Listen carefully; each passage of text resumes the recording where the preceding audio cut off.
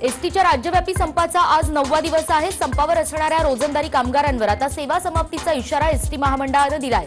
तर दुसरीकडे एसटीचे 2908 कर्मचारी कामावर परतलेत आणि त्यामुळे एसटी संपात आता मोठी फूट पडल्याचं दिसून येतंय। आणि संपामध्ये रोजंदारीवरील कर्मचारी सुद्धा असल्याने त्यांना कामावर रुजू होण्यासाठी महामंडळाने थेट सेवा समाप्तीच्या कारवाईचा निर्णय घेतलाय। कामावर हजर व्हा अन्यथा कारवाईला सामोरं जा असा इशारा या कर्मचाऱ्यांना देण्यात आलाय। तर एसटी संपाबाबत आज मंत्रालयामध्ये महत्त्वाची बैठक पार पडणार आहे। राज्याचे मुख्य सचिव सीताराम कुंटे यांनी ही बैठक बोलावली आहे आणि यावेळी एसटी कर्मचाऱ्यांचं शिष्टमंडळ आणि समितीमध्ये चर्चा होणार आहे।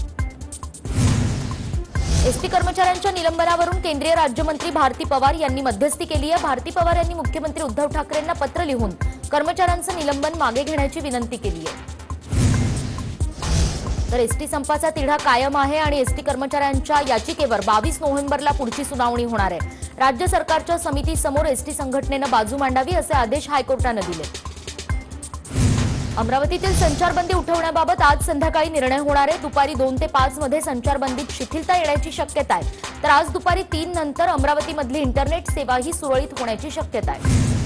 तर अमरावती हिंसाचार प्रकरणी आतापर्यंत 24 राजकीय नेत्यांना अटक करण्यात आली आहे। 10 भाजप नेते तर 14 मुस्लिम बहुल भागातील नेते यांना अटक करण्यात आली आहे। आतापर्यंत 8364 जणांवर गुन्हे दाखल करण्यात आले। त्रिपुरा घटनेच्या निषेधार्थ पुकारण्यात आलेल्या बंदला मालेगावमध्ये हिंसक वळण लागलं होतं आणि या प्रकरणी मालेगावात धरपकड अद्यापही सुरू आहे। दगडफेक आणि जमावबंदी आदेशाचं उल्लंघन केल्याप्रकरणी आतापर्यंत 22 जणांना पोलीस कोठडी सुनावण्यात आली आहे। तर राज्यात झालेल्या हिंसाचाराच्या पार्श्वभूमीवर अशा घटना पुन्हा घडू नयेत यासाठी सांगलीमध्ये पोलिसांकडून सशस्त्र संचलन करण्यात आलं। हिवाळी अधिवेशन येत्या 20 डिसेंबरपासून सुरू होण्याची शक्यता आहे। सत्ताधारी पक्ष मुंबईमध्ये तर विरोधी पक्ष नागपूरमध्ये अधिवेशन घेण्यासाठी आग्रही आहेत।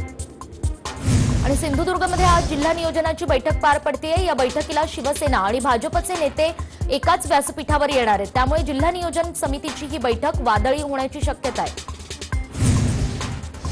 दिवंगत राजीव सातव यांच्या पत्नी प्रज्ञा सातव यांना विधान परिषद पोटनिवडणुकीमध्ये उमेदवारी देण्यात आली आहे। त्या आज दुपारी 1 वाजता महाविकास आघाडीच्या प्रमुख नेत्यांच्या उपस्थितीत विधान भवनात आपली उमेदवारी अर्ज भरणार आहेत। पुणे जिल्ह्यातील लाभक्षेत्रात येत नसलेल्या शेतकऱ्यांच्या सातबाऱ्यांवर टाकण्यात आलेले पुनर्वसनाचे शेरे कमी करण्यासाठी उपमुख्यमंत्री अजित पवार आज संबंधित सर्व अधिकाऱ्यांची ऑनलाईन बैठक घेणार आहेत। राज्यात ज्या ठिकाणी 18 वर्षांखालील मुलींचे विवाह केले जातील त्या प्रभागातील संबंधित लोकप्रतिनिधींवर कारवाईची तरतूद कायद्यामध्ये केली जाणार असल्याची माहिती राज्य महिला आयोगाचे अध्यक्ष रुपाली चाकणकर यांनी दिली आहे। तर 26 नक्षलवाद्यांचा खात्मा करणाऱ्या गडचिरोली पोलिसांच्या C60 पथकाच्या टीमला 51 लाखांचं बक्षीस जाहीर करण्यात आलंय। गडचिरोली जिल्ह्याचे पालकमंत्री एकनाथ शिंदे यांनी ही घोषणा केली आहे। तर महाराष्ट्रात पुढचे 3 दिवस पावसाची शक्यता वर्तवण्यात आली आहे। सिंधुदुर्ग, कोल्हापूर, सातारा या 3 जिल्ह्यांना येलो अलर्ट जारी करण्यात आलाय। तर कोकणात 17 नोव्हेंबरपर्यंत विजांच्या कडकडाटासह पावसाची शक्यता वर्तवण्यात आली आहे। महाराष्ट्र राज्य परीक्षा परिषदेकडून घेण्यात येणारी DLED परीक्षा वेळापत्रकानुसार होणार आहे। ज्या जिल्ह्यांमध्ये कर्फ्यू आहे त्या ठिकाणी परीक्षार्थ्यांना प्रवेशपत्र पाहून परीक्षा केंद्रावर जाण्यास परवानगी देण्याचे निर्देश जिल्हाधिकाऱ्यांना देण्यात आल्याची माहिती शिक्षण मंत्री वर्षा गायकवाड यांनी दिली आहे।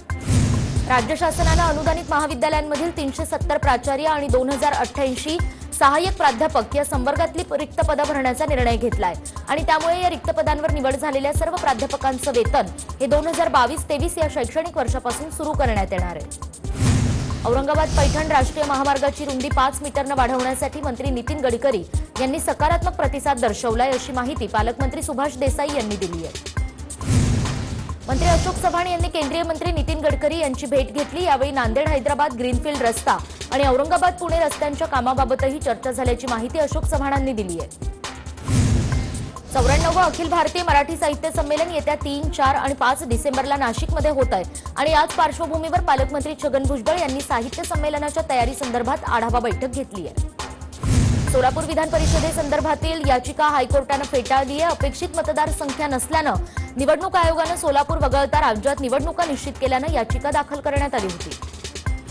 कोल्हापूर जिल्हा मध्यवर्ती सहकारी बँकेची निवडणूक जशी लांबत चालली आहे तसंच इच्छुक आता अस्वस्थ होत आहेत असं दिसतंय आणि म्हणूनच उच्च न्यायालयात थांबलेली ही निवडणूक प्रक्रिया तातडीने सुरू व्हावी यासाठी याचिका दाखल करण्यासाठीच्याही हालचाली सुरू झाल्या आहेत। नागपूरमध्ये 8 ते 10% मतदार वाढणार आहेत। 2017च्या तुलनेत 2022च्या महानगरपालिका निवडणुकीत मतदारांची संख्या वाढणार आहे। नागपूरमध्ये मतदारांची संख्या आता 23 लाखांच्या वर जाण्याचीही शक्यता आहे। राज्यातील ध्वनी प्रदूषणाच्या यादीत नाशिकचा टॉप 10च्या यादीत समावेश आहे।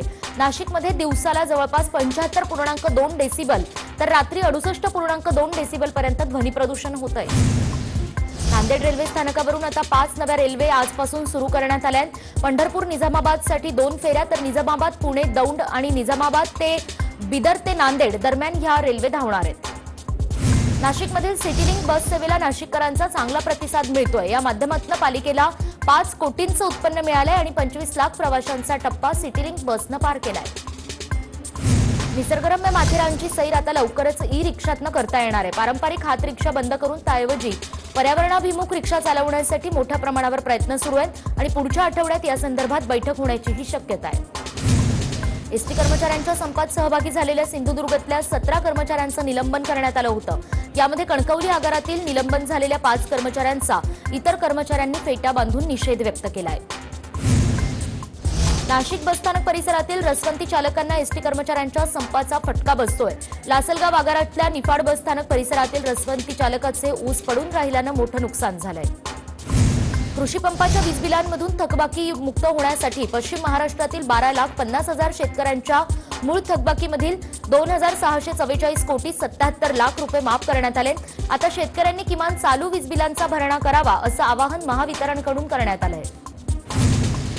पालघर जिल्ह्यात कुपोषित बालकांचा प्रश्न अद्यापही सोडवला जात नाहीये आणि त्यामुळे आता संबंधित विभागातील जिल्हा परिषद सदस्यांवर ही जबाबदारी सोपवण्यात आली आहे।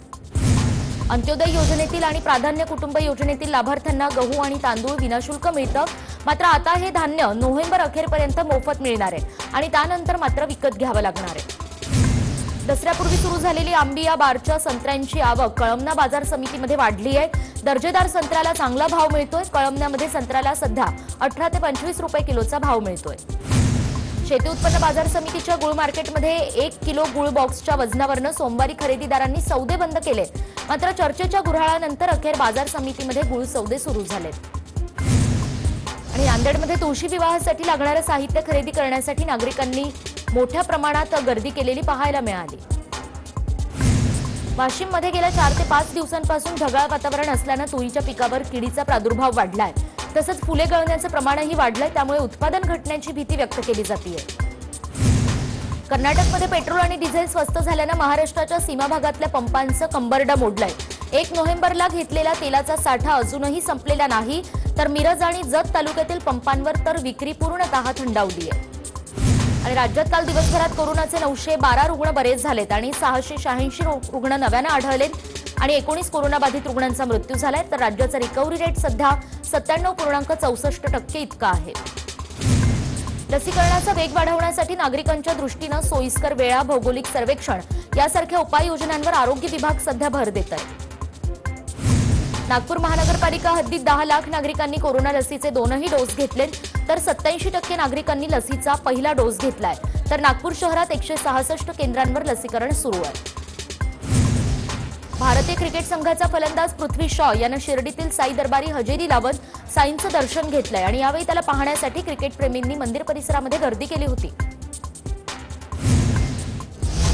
रत्नागिरीच्या जयगड बंदरातनं 26 ऑक्टोबरपासून नावेक 2 ही बोट बेपत्ता झाली आहे। बोटीच्या तपासासाठी पाणबुडी आणा अशी मागणी आता मच्छीमार करतायत।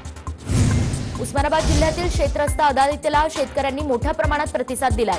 जिल्हाधिकारी कौस्तुभ दिवेगावकर यांनी उस्मानाबाद तहसील कार्यालयामध्ये जाऊन शेतकऱ्यांशी संवाद साधत समस्या जाणून घेतल्या। तिकीट तपासणीतून मध्य रेल्वेनं फुकट्या प्रवाशांकडून 100 कोटी रुपयांची वसुली केली आहे। 1 एप्रिल ते 6 नोव्हेंबर 2021 या कालावधीत अनियमित प्रवासाची 17,22,000 प्रकरणं आढळून आली आहेत। नागपूरच्या कपिलनगर परिसरात एका रात्रीत 4 ठिकाणी चोरीची घटना उघडकीस आली आहे। चोरी करणारी टोळी सीसीटीव्हीत कैद झाली आहे आणि पोलीस या टोळीचा सध्या शोध घेत आहेत। वाशिम जिल्ह्यातील शेलू बाजार या ठिकाणी हार्डवेअरच्या दुकानाला आग लागली होती। या आगीमध्ये लाखो रुपयांचं साहित्य जळून खाक झालंय आणि 3 तासांनंतर या आगीवर नियंत्रण मिळवण्यात यश आलंय। कोल्हापूरमधल्या शाहूवाडी तालुक्यातल्या येळाने या ठिकाणी खवल्यामांजर नगरीमध्ये वस्तीत शिरल्यानं नागरिकांची घाबरगुंडी उडाली आहे। काही तासांनंतर या मांजराला वन विभागानं ताब्यात घेतलंय। पुरंदरमधील गळुंचे या गावामध्ये ज्योतिर्लिंग यात्रेनिमित्त कार्तिक शुद्ध द्वादशीस मोठ्या भक्तिमय वातावरणात काटेबारस यात्रा साजरी करण्यात आली। पालखीच्या सोहळ्यानं काठीला प्रदक्षिणा घालून आरतीही करण्यात आली।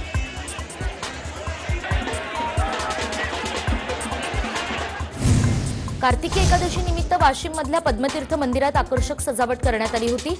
यावेळी मंदिराजवळच्या पद्मतीर्थ तलावाजवळ विद्युत रोषणाई आणि दीपोत्सवही साजरा करण्यात आला।